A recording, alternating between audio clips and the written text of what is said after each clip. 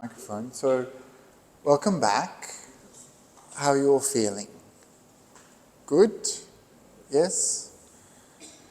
So, today we've been thinking a lot about some very difficult themes. Been thinking about old age, sickness and death. Sometimes this can be quite confronting. Remember I said it's really important to balance this deep work investigating the truth of our suffering in samsara with tranquility and peace. And so in this way we can look clearly at what's going on. And so now's the time for us to do some meditation. And I was thinking as the rain was falling just before, it's so beautiful, the thunderstorm, yeah? And the Buddha said that samadhi is like, that's meditation, samadhi is like the thunderstorm that settles all the dust. You know, it's a hot day, the dust of the world clings to you, right? Makes you dirty, uncomfortable. But the rain comes and just settles it all.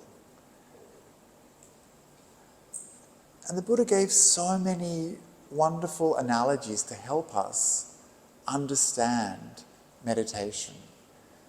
The fact that meditation helps to settle things, that it helps to clean and purify our mind, is really helpful to know, right? And speaking to some of you before, we were talking a little bit about meditation, and some people weren't sure how to meditate properly. And so the Buddha gave so many wonderful, easy, simple instructions about how to meditate. One of the most important things we can learn as meditators is the process of meditation, how to understand what happens in the mind. It's not that we begin meditation and that's it, nothing changes. We need to understand what happens when we meditate, how the mind works when we meditate.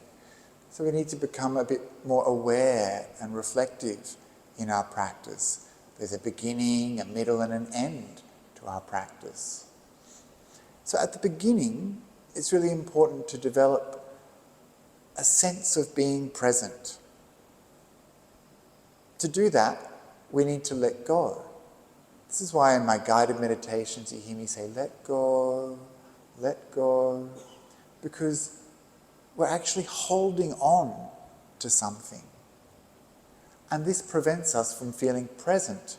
It prevents us from being here, now. And for all of you, it's something different. For some of you, it's some stress with work.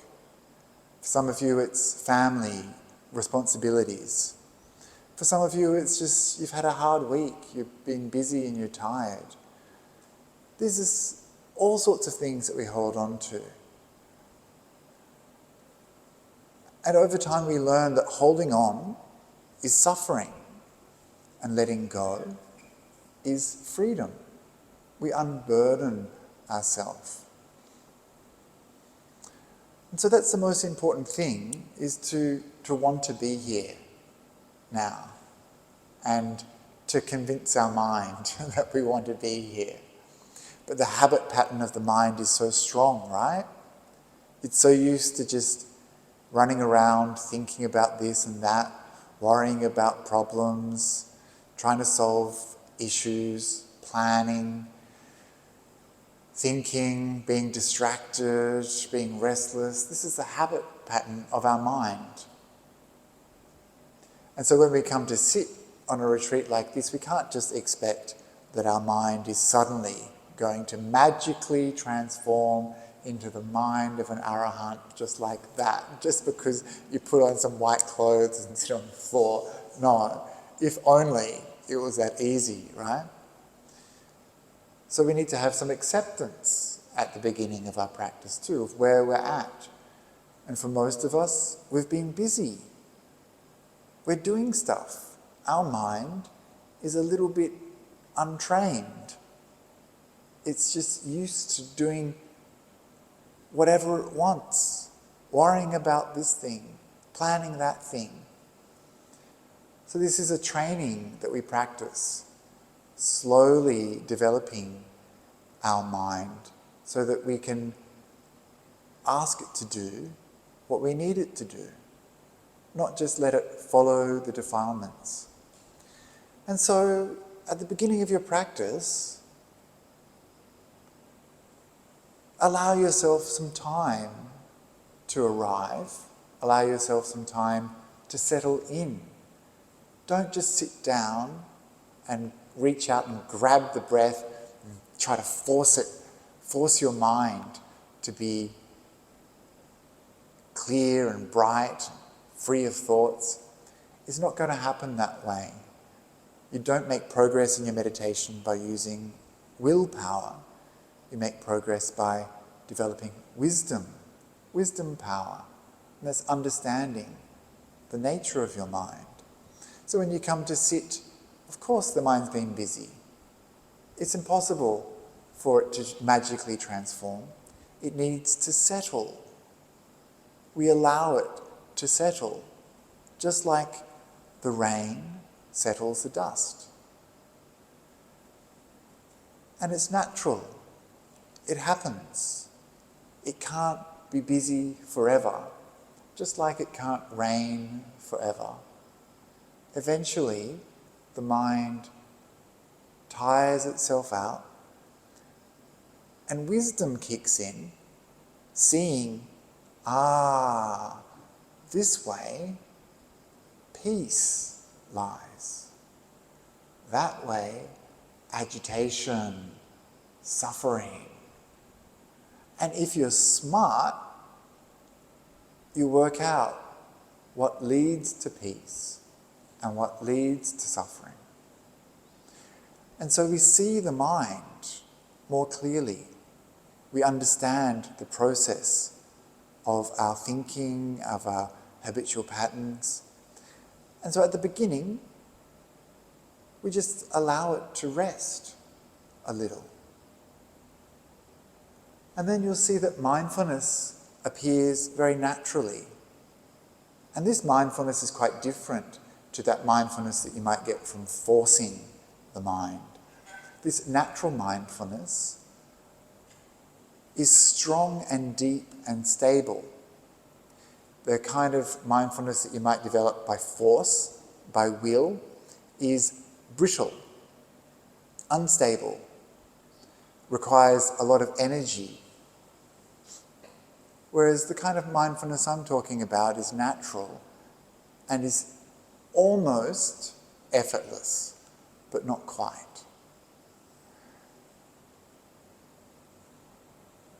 We don't want to be doing too much, we don't want to be forcing too much, we want to be gentle and for the effort to be very minimal.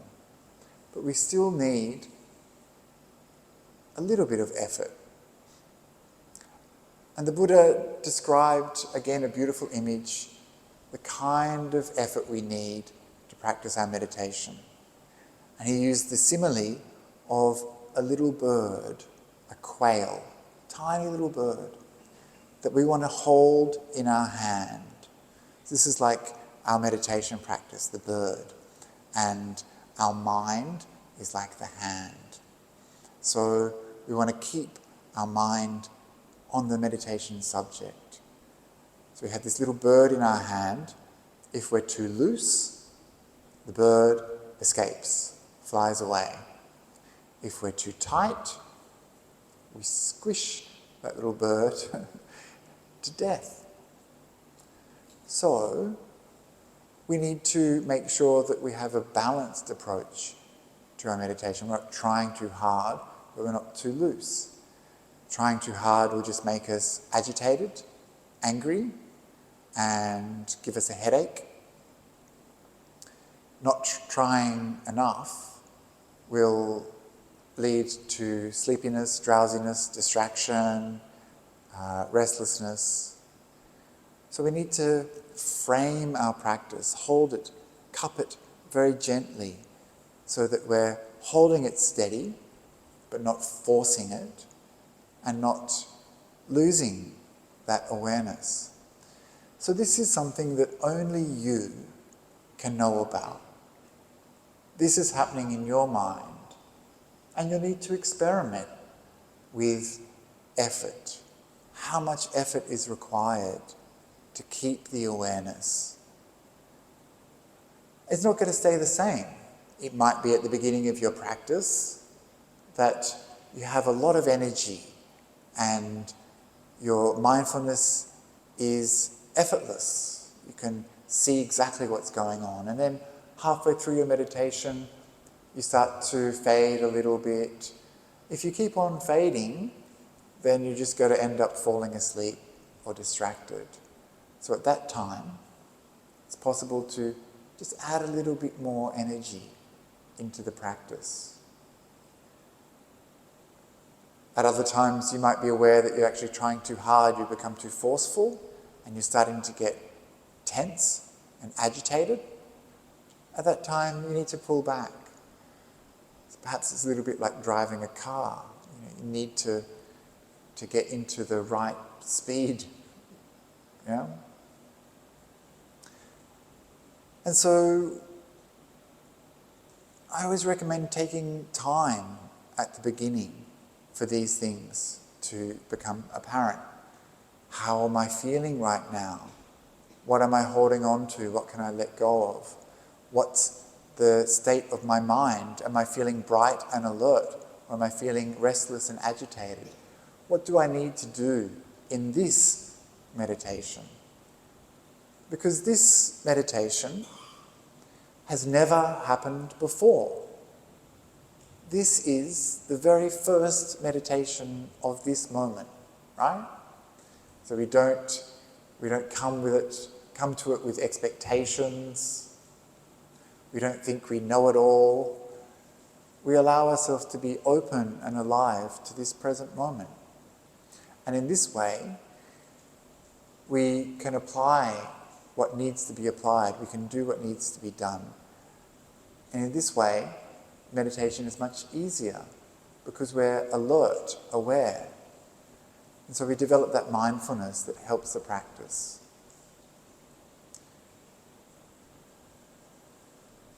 And then, of course, people always say there's all these distracting thoughts that come. And we associate ourselves with the good meditator who doesn't have distracting thoughts, right? We're like, I had a really good meditation. My meditation was excellent. I'm a good meditator. And then when we have a bad meditation, it's kind of like, yeah, all these thoughts came. It's like, where did they come from? Who was thinking them? We're involved somehow in this process. If we become aware that we've become distracted, then that's really good. It shows you have still a little bit of mindfulness left to have become aware that your mind has moved away from your meditation subject. So that's really good. You bring the mind back very gently and calmly without getting angry, bitter, or upset with yourself. It's okay. This is just the habit pattern of your mind. Bring it back gently, back to the subject, and remind yourself, I'm meditating now. I'll try not to be so distracted again. So give yourself a little pep talk. And so you'll see these things coming and going in your practice. Thoughts coming, thoughts going. Another simile you could think of is clouds in the sky. You just watch them pass. You don't try to grab on. Because it's when we reach out, grab on, get stuck, that we lose our mindfulness and we're just in the grip of distraction, restlessness, anger, sensual desire, whatever it might be.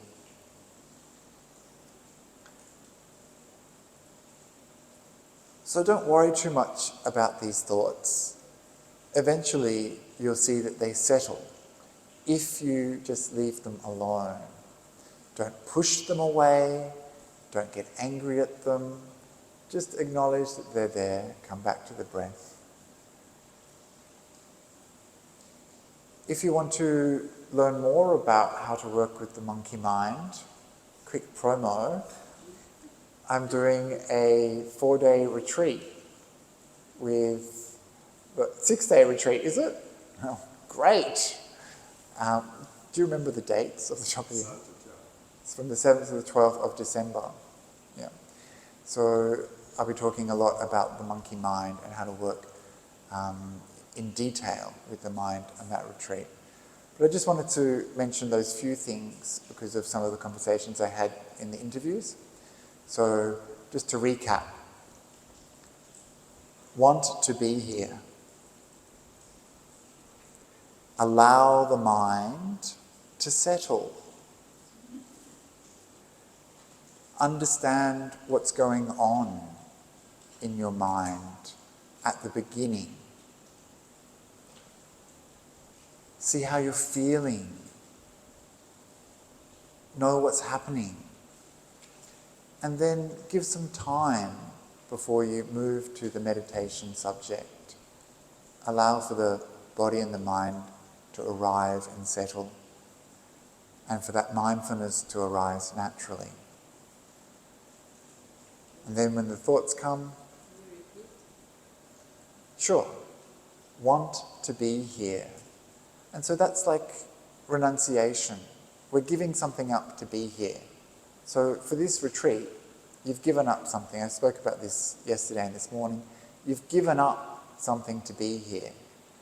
And so you should make the most of this opportunity, right? You've given up all of the stuff out there. Now is the time for practice. So you want to be here. If you can convince yourself of that at the beginning of your practice, then you'll settle much more easily. It's those things that kind of niggle away at your mind, drag you away from being present. So want to be here. See what's going on in the mind. Allow for the mind to settle.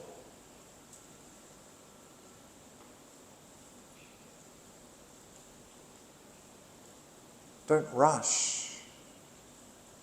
And then if thoughts come, it's okay. Just let them go.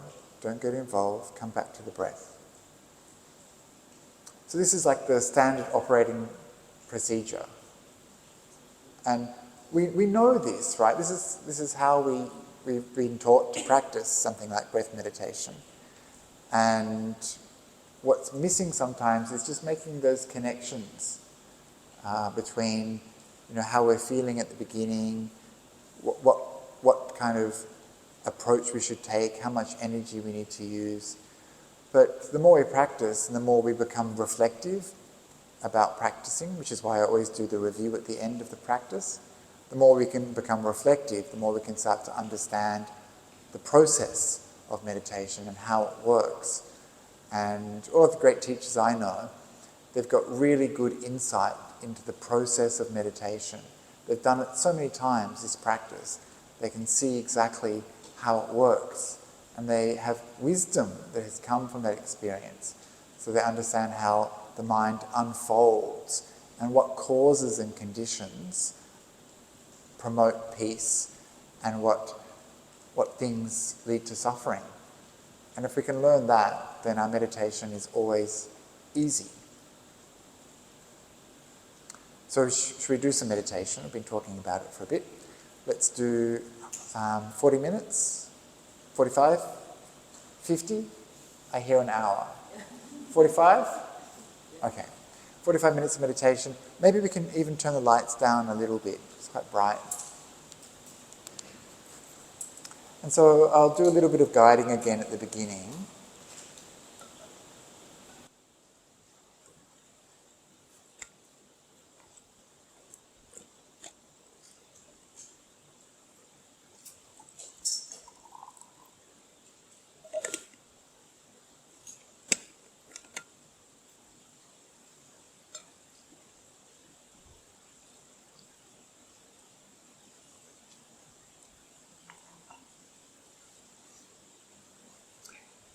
So we begin by arriving here and now in this moment. And to be here, we need to let go. Let go of what's come before. Let go of the past.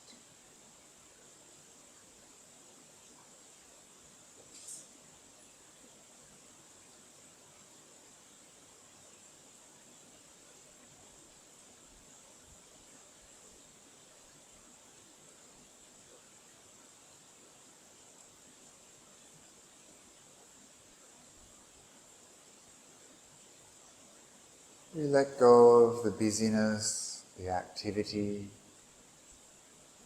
of our day. We let go of all the things that burden us. Problems with work, family responsibilities,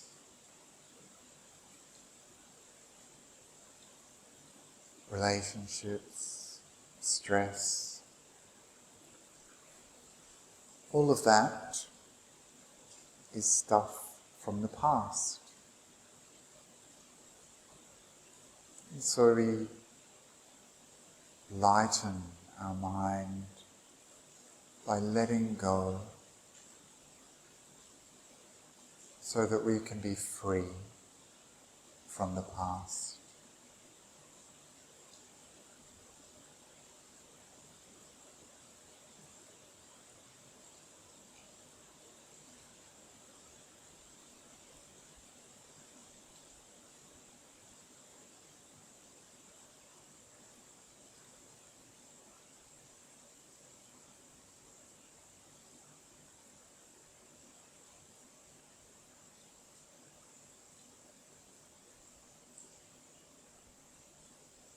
And not worrying about the future. No need to plan.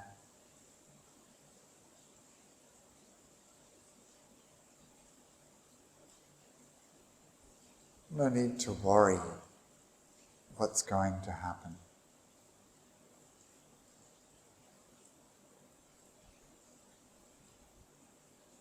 The future is in the future.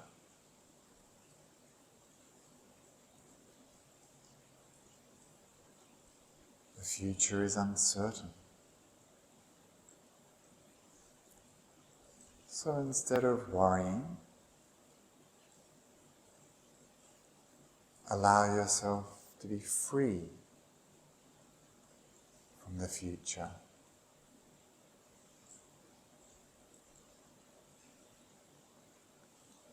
So in this way, we let go of the past, let go of the future, so that we can be here, now.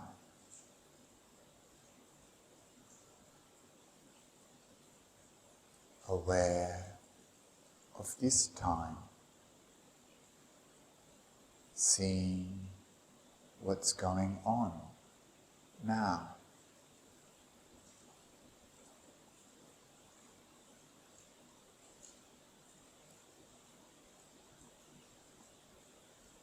And so you're aware of being here in this place, aware of the room around you,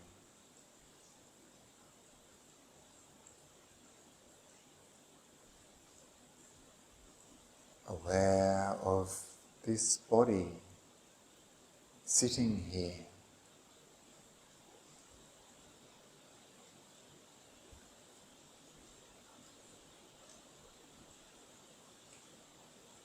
aware of the sound of the fans, sound of the rain.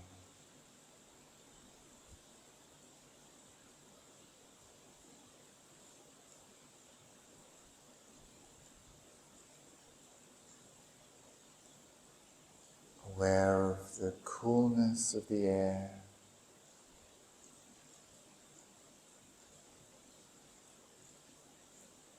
Aware of your posture.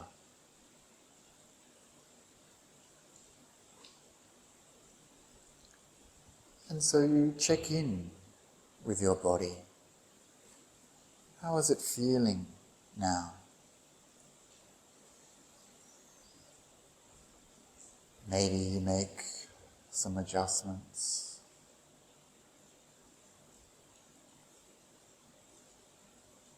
Maybe you can relax the body.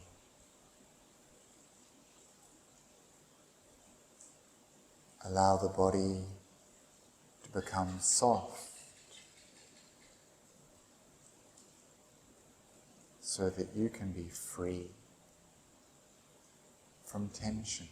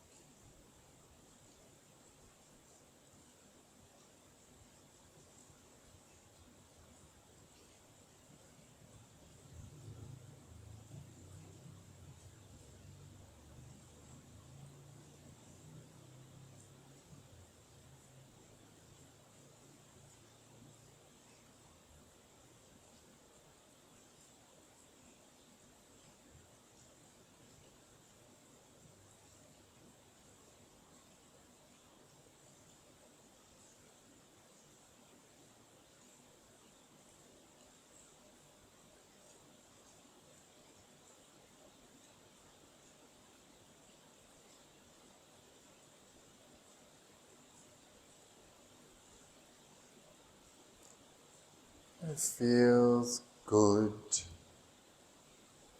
to have a soft, relaxed body.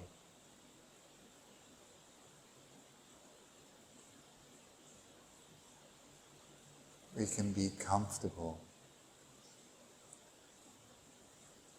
We can stay here.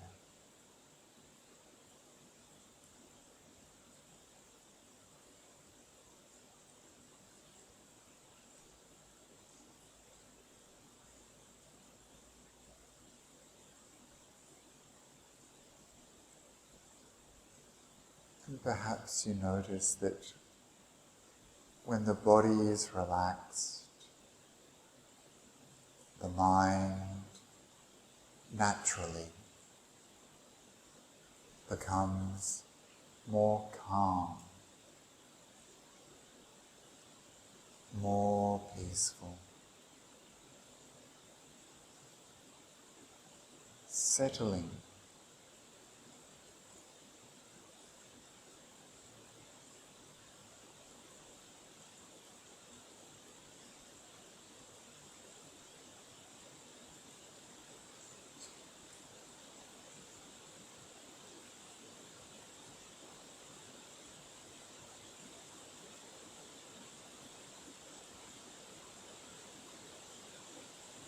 And when the body is relaxed, when we're calm and peaceful, mindfulness arises naturally, all by itself. We're aware.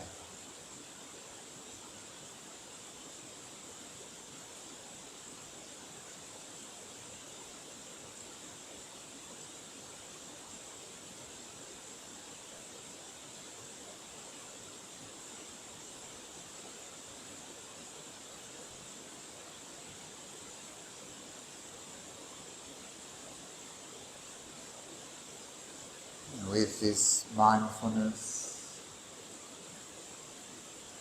it's so easy to see the breath.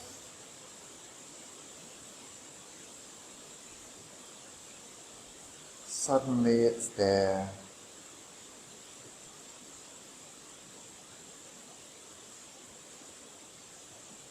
You can see the breath coming in. See the breath going out. Mindful. You breathe in. Mindful. You breathe out.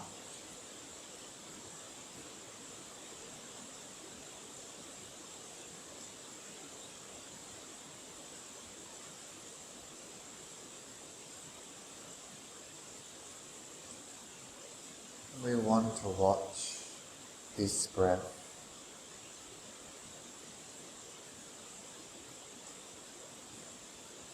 It's easy to watch this breath.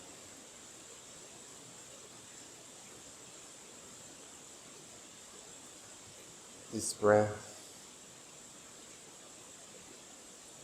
is so beautiful.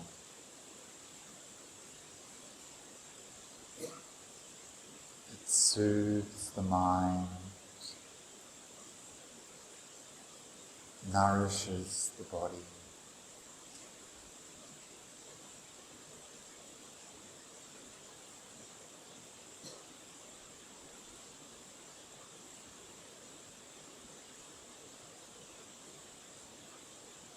Watching this breath, the mind becomes brighter.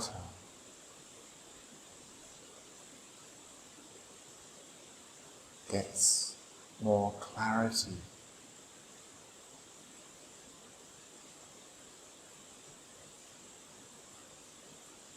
More energy comes into the mind.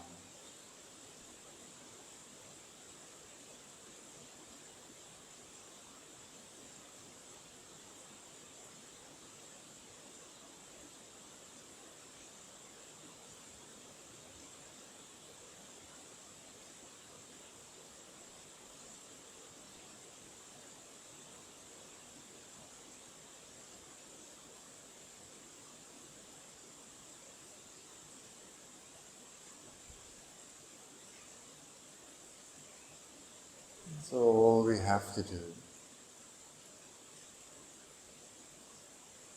is just breathe in, breathe out, mindfully. If distractions come, you let them go. Return to the breath,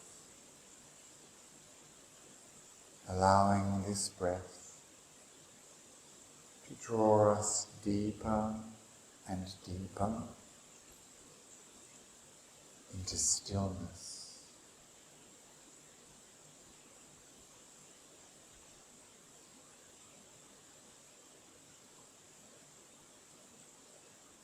And so this is how we'll practice for the next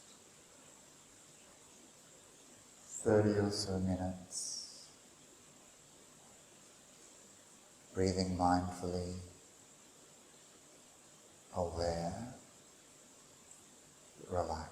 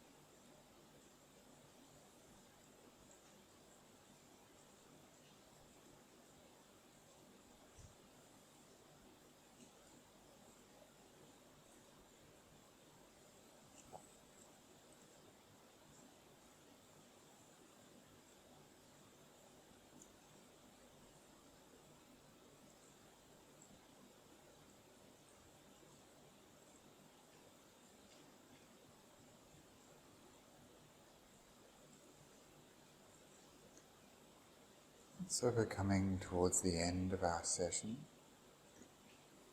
Let's take a few minutes to review our practice. What just happened?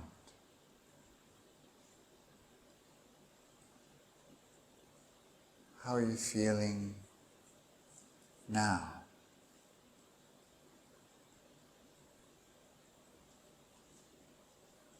Is it different from when you began?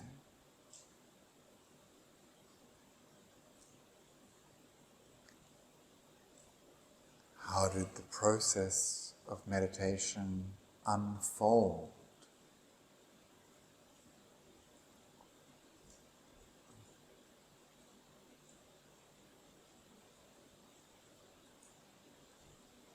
Were you able to develop some mindfulness?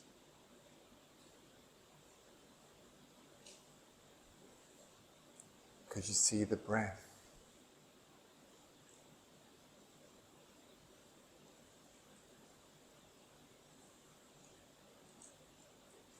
And what led to peace in your practice?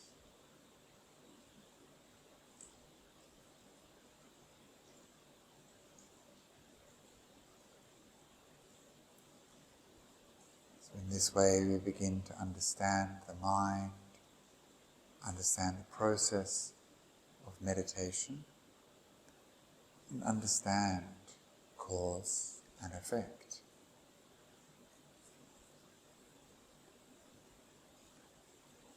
And so now you can release your awareness, and gently arise from the meditation, and when you're ready, opening the eyes.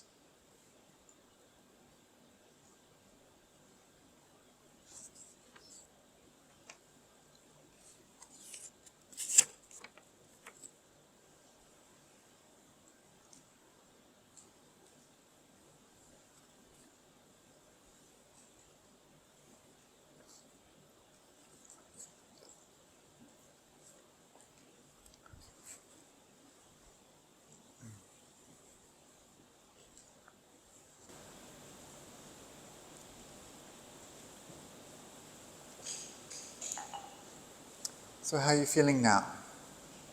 Good? Everyone looks pretty chilled. Yeah? You had a nice meditation?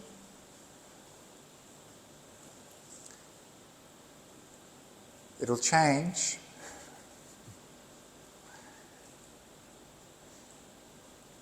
So I just looked at some of the questions. One of the questions was about working with the monkey mind, which I think I kind of covered a little bit and don't want to get too involved with on this retreat, only because the theme is pretty specific. And the second question was about maintaining that urgency when we have so many daily tasks that seem to be urgent as well, right? So we're going to have to make a decision sooner or later about our priorities in life. And we often get stuck thinking that some things are really important. I gave the example the other day, I'll use it again. No one cares about your Excel spreadsheet. They don't. And you can spend hours preparing that report, getting the font just right, and the next day it won't matter to you at all. No one even noticed at that meeting. So we spend our life kind of engaged in what seem to be really urgent tasks, that seem to be important to us. And even some of the most important things in our life, like our relationships, that person, they can be important for a little while and then not very important at all, right? we move on, we change. So all of these things where we place importance, these things are not certain. These things are not stable. These things are likely to change. And even this body, ourself, we think this body, this life is important. But in the Buddhist perspective, this is just one body among many. And what's important is what we do with this life that we've got. And so we'll need to prioritize. And different people will be able to prioritize the spiritual practice in different ways. Obviously, for monastics, we've decided to make our spiritual practice a priority. And this starts to transform the mind in ways that are actually quite difficult to understand until you've done it. One of the things that really benefits monastics is that we're constantly in touch with the Dhamma and the Dhamma teachings. So we get exposed to a lot of Dhamma, and this conditions the mind. The Buddha likened this process to the rain falling on the mountaintop. It rains at the top of the mountain, it fills up the little cracks in the ground, this fills up the creeks getting filled, fill up the small little rivers that lead to the lakes get filled up and they overflow, spilling into the great rivers. And these rivers always lead down the mountain, all the way, inclining all the way to the ocean, filling up the ocean. This is how the Buddha described listening to the teachings, like rain falling on the mountaintop. And so when we hear this teaching over and over and over again, it helps to condition our mind. I was mentioning before to someone that sometimes they feel a little bit of pressure to come up with like different talks, new and exciting information.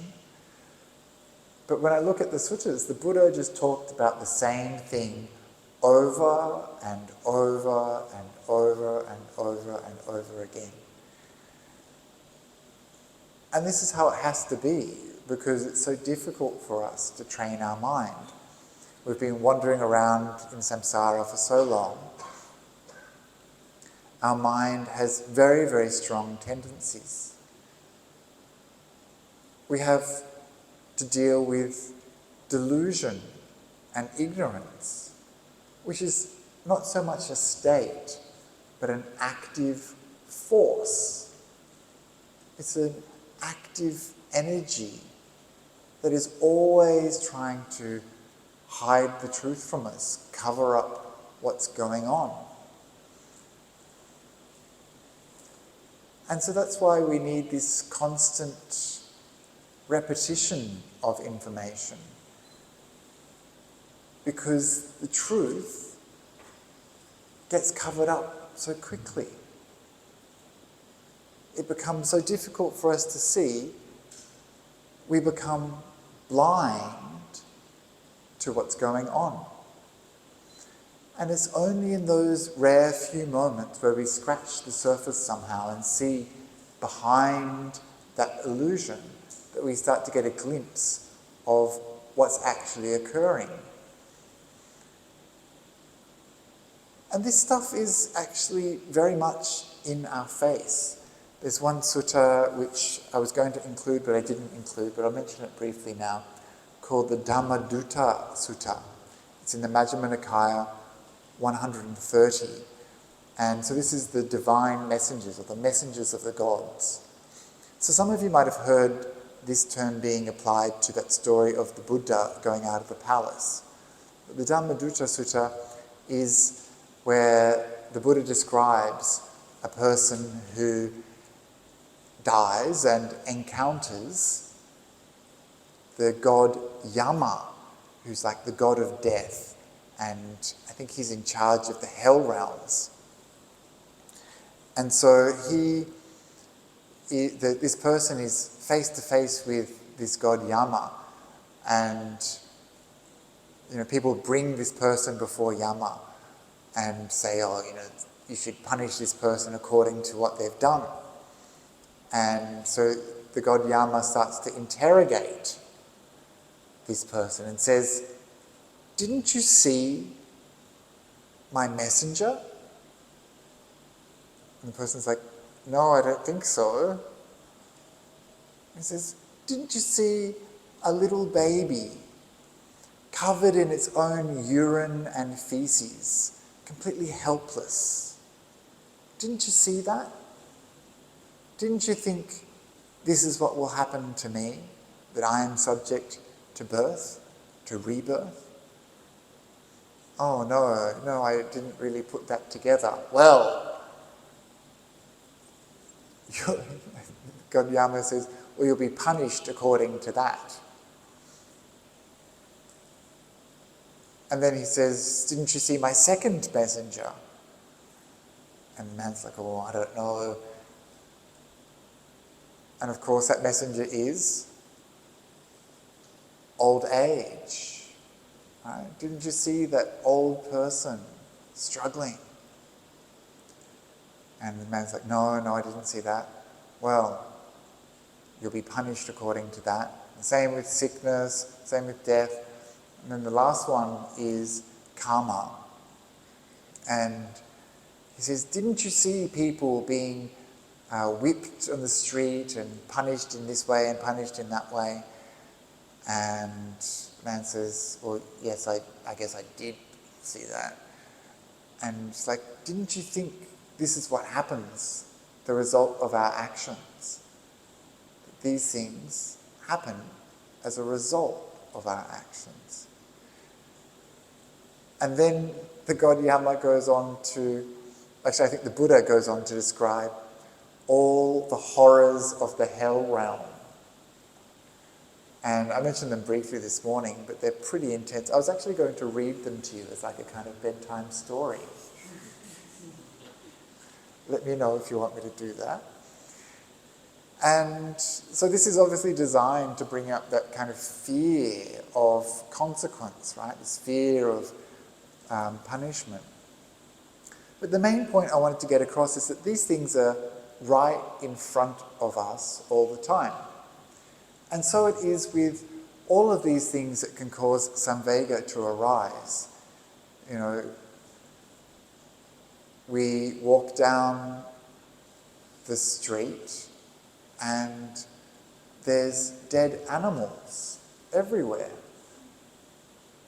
We see them, right? And what do? Nothing. We don't even register. "Didn't you see my messenger?" Right? Didn't you see it? How should you respond when you see that? Shouldn't it somehow affect you? I don't mean affect you in like an emotional way, but in a psychological way. Like, what does this actually mean? That there's a being that's alive and then it's dead. What does that mean? What does that tell us about the nature of our reality? Impermanence, yeah.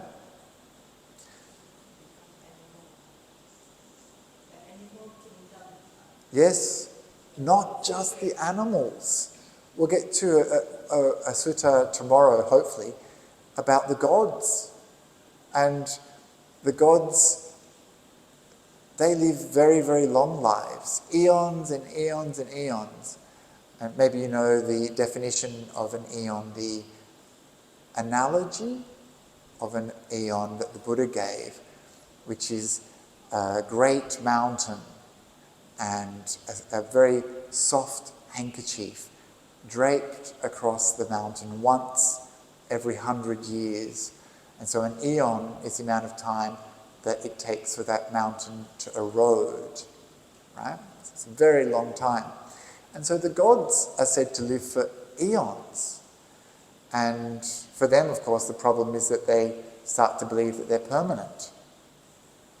But let alone the gods living for that long, what about us living for however long we make it?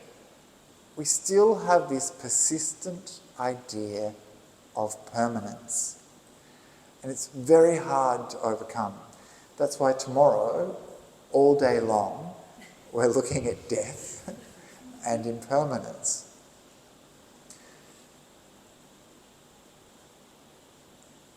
But there's something about the perspective that we might develop if we receive the right rain on the mountaintop that tells us to think about these things.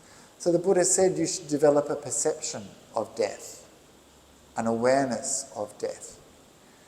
And so this is something that I took into my practice, that when I walk down the street and I see, a dead snail or a dead bird or what's left of a cat, I say, this is death.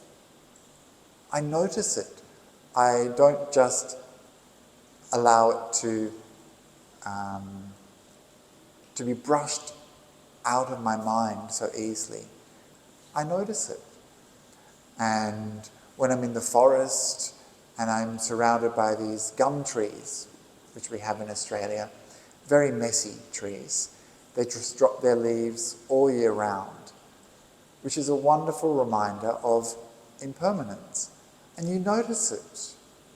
And sometimes seeing these things, developing a mind that is aware of these things, can be very effective to bring home this message. Because you never know what is going to stimulate this feeling of Samvega.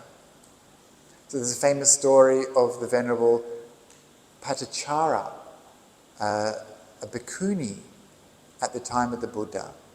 Have you ever heard of Patachara? Yeah, so she was a bhikkhuni. She had a horrible story, terrible story. Do you want to hear it very briefly? So she fell in love with the wrong sort of chap, and her parents didn't agree to the marriage, and I think she ran away. She ran away with her boyfriend, and they shacked up.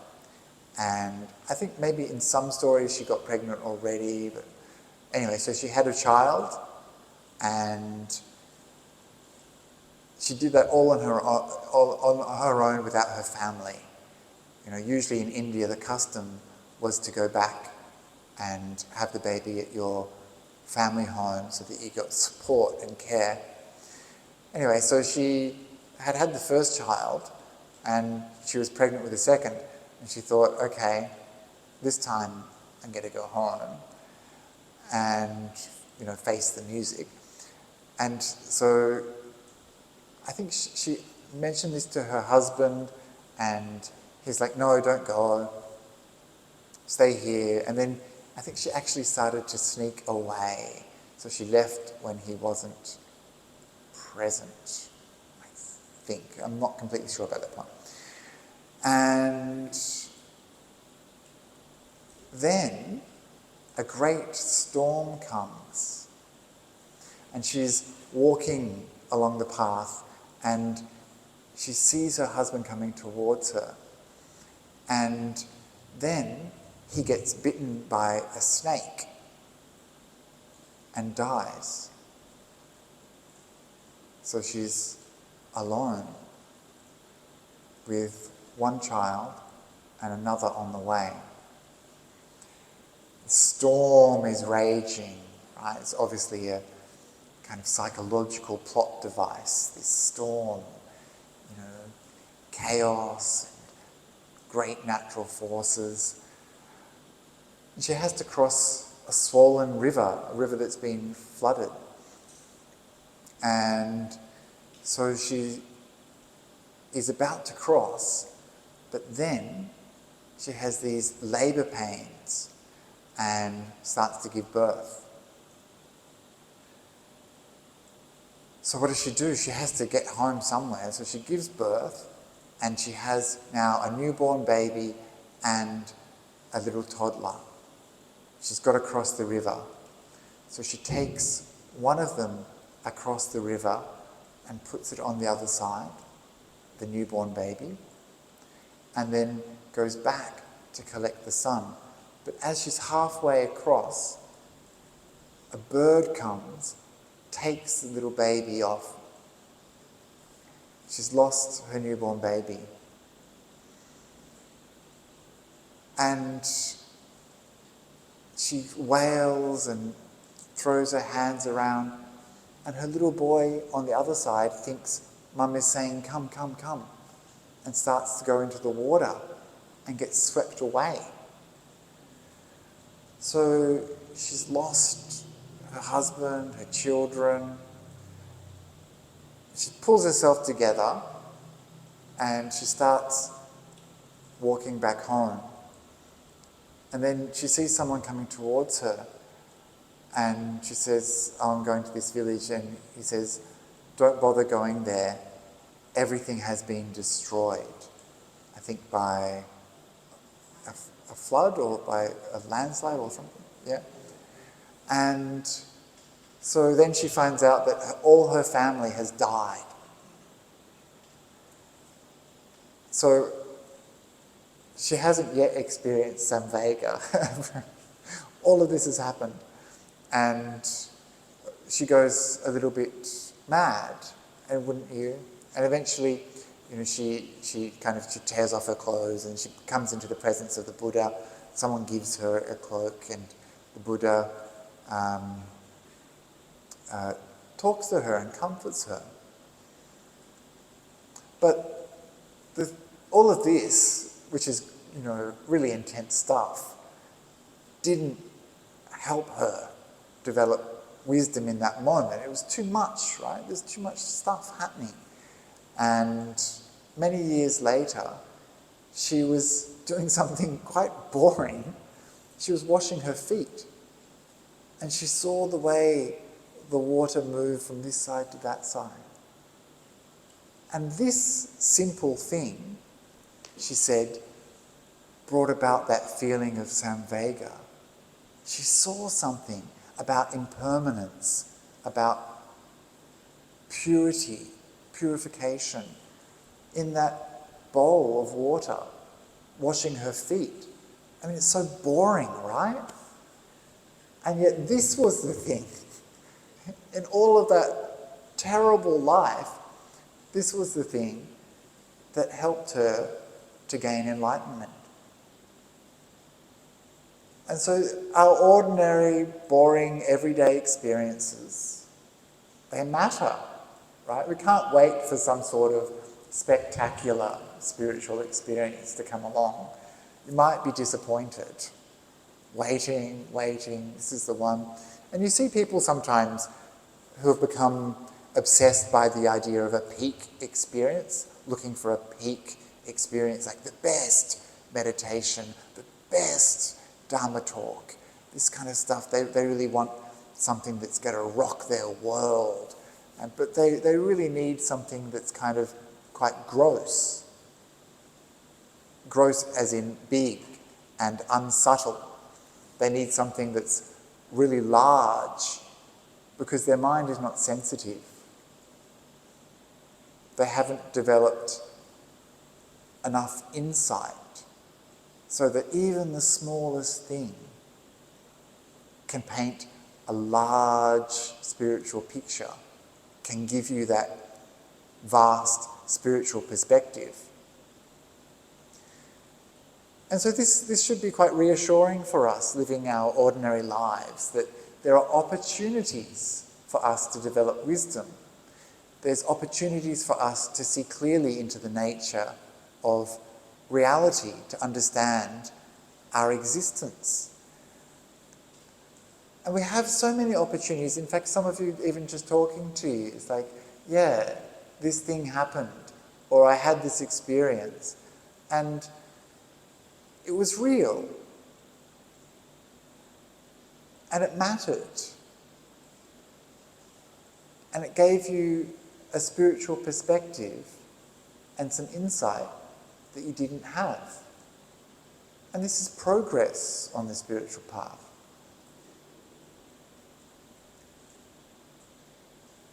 And so how to notice these things more? We have to develop an awareness of what things matter. Coming back to this question, what are the priorities here? The priority for us is to come out of our suffering. And so we should notice what things cause suffering, what things lead away from suffering, what things are peaceful and pure and still, and what things are agitation and distress and suffering. And so we learn this quite slowly, I think. The field for our practice really is in our meditation, where we train the mind to become more and more subtle, more and more refined, more and more sharp and clear, so that when we have these mundane experiences outside of meditation, we can see them clearly with knowledge and wisdom. And when we have these insights inside our meditation, they are profound and deep, and they go to our core and transform our mind. And so this is how we work out what is truly urgent. Like we saw in that sutta today of the mountain, old age and death are coming for you. So isn't that important? Doesn't that help you put things in perspective? And in the Buddhist picture, nothing is stable, nothing is dependable. This earth even is vulnerable, isn't going to last. This earth has been through so much change. And the Buddha talks about things like universes collapsing. Doesn't that help to put things in perspective? Of course, it doesn't mean that we don't care about stuff. We don't care about our responsibilities. Of course, we have to still do our responsibilities. We have to feed the cats. We have to make sure the children go to school. We have to do our work, get paid so that we can eat. But our perspective has changed. These things become a little bit like, when you play with kids and they offer you like an imaginary cup of tea and you sip the tea. Or they have a little imaginary shop and you pay your money and you get your soup and you slurp it. You know that this is just a game. You're not as invested as the child is in this game, right? You can play along, but you know that this is not real. And in the same way, we develop this kind of spiritual awareness that helps keep our spiritual perspective. And these other things are just like games, silly games that people are playing. Sure, we play along when we have to. But at other times, we're developing what really matters. And that's those things that we discussed today, that the practice of the Dhamma, having good ethical conduct, doing skillful actions, and practicing meritorious deeds. This is also skillful.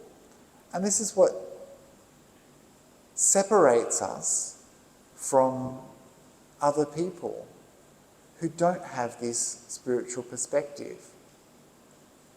And that's not to say that this belongs to Buddhists or Muslims or Christians or anything like that. Even some Buddhists don't have these qualities. But this is what separates us as spiritual people who are looking for something more in life. This is what distinguishes us from people who are practicing the path. And so coming here to do a retreat, you can feel good. I'm doing something that propels me further along the spiritual path. You can reflect upon how fortunate you are to have spiritual friends like this to support you, to help you to grow. How fortunate you are to have access to these teachings that so many millions of people around the world, billions of people in the past, didn't have access to these teachings, didn't understand. And so when you think like this, how am I living my life?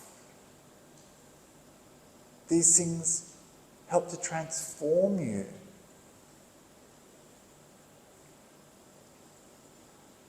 And so this is how we maintain that sense of urgency. We don't let it slip out of our mind.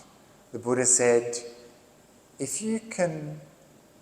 Oh, actually, he was talking to a bunch of bhikkhus, and they were saying that they practice mindfulness of death, which is what we're doing all day tomorrow.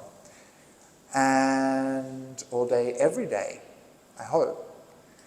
And these bhikkhus were saying, yes, I practice mindfulness of death, and I'm aware of death for this long a period. And another monk says, well, I'm aware of breath for, as long as it takes me to eat my meal. And another one says, well, I'm aware of breath for this long. And the Buddha said, if you're aware of death, even for one breath in, one breath out, then you've done a lot in the Dhamma to maintain true awareness of death, even for the shortest amount of time.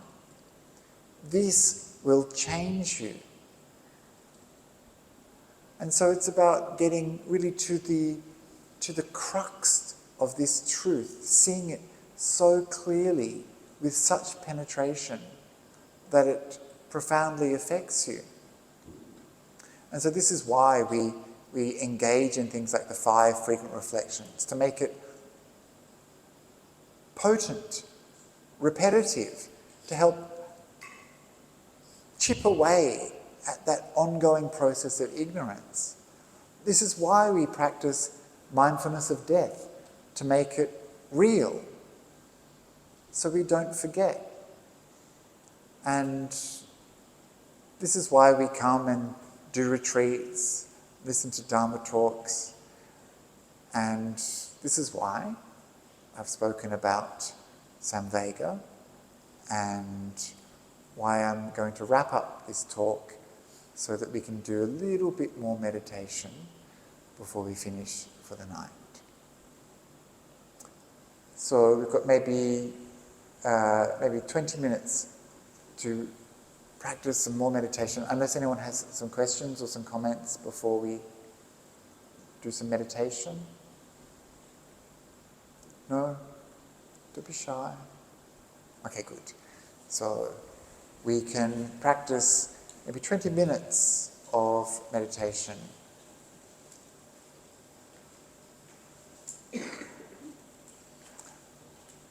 And this time I won't be guiding it, we'll just be practicing in silence. So you can practice any of the techniques that you've heard today, or any technique that is important to you.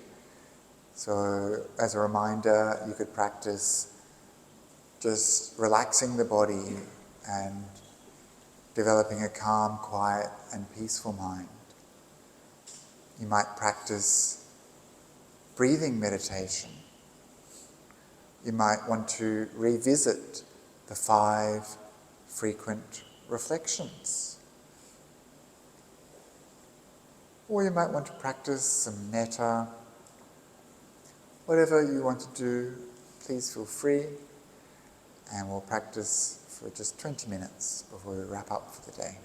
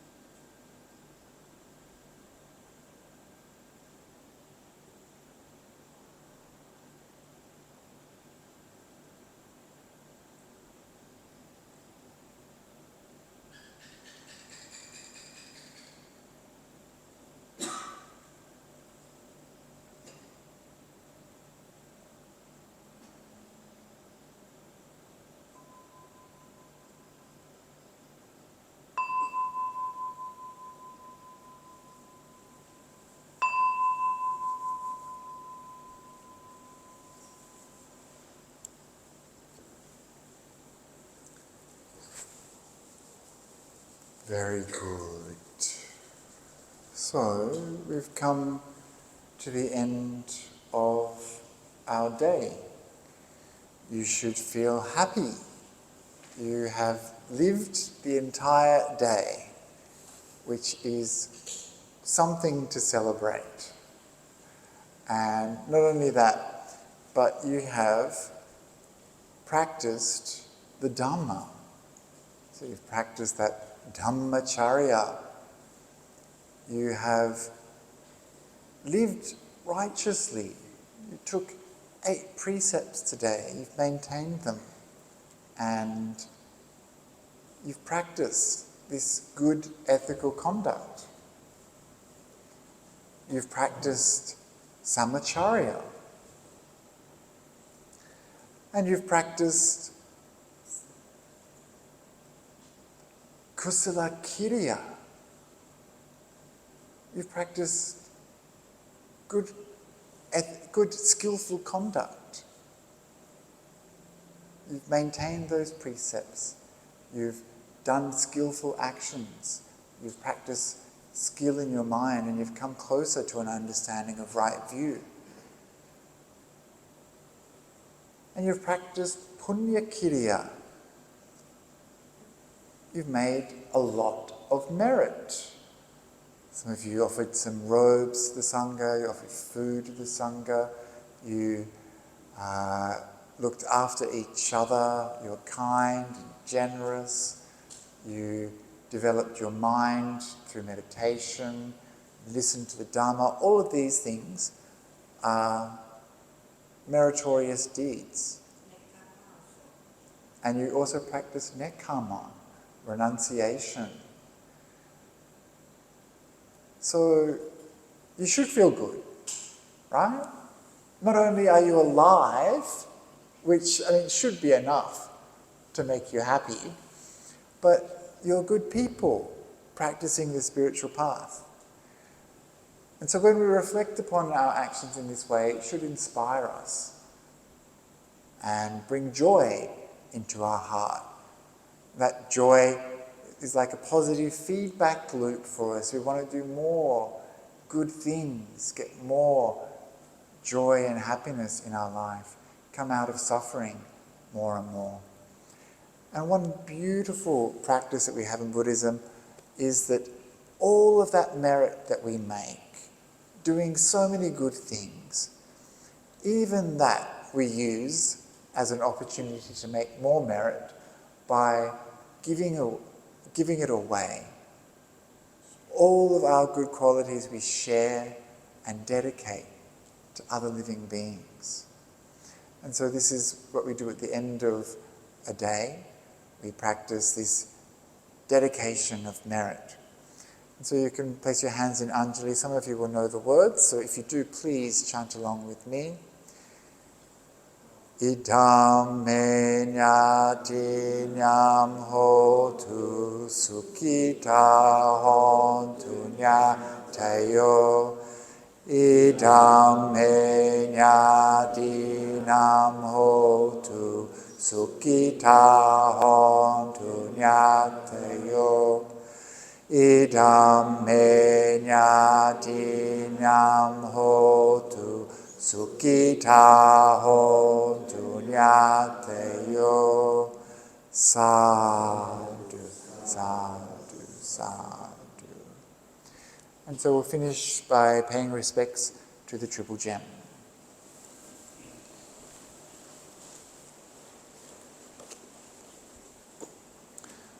Araham Samma Sambuddho Bhagava Buddhang Bhagavantang Abhivademi. Swakato Bhagavata Dhammo Dhammang Namasami.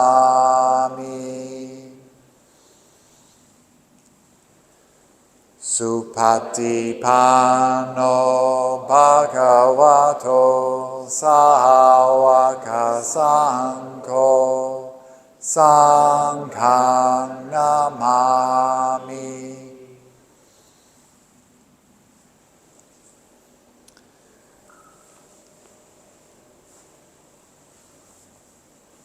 Okay, very good. So sadhu, sadhu, sadhu. So I'll see you tomorrow morning in the Metta Hall for meditation. So the Metta Hall will be open from, what time did you say, Suzanne? 3? Anytime, through the side door. Yep. And so wake up around 4:30 or 5, do some practice in the morning. We have chanting, a little bit of chanting, just a little bit of chanting at 6. And then it's all day death contemplation after that. Are there any other announcements you wanted to make?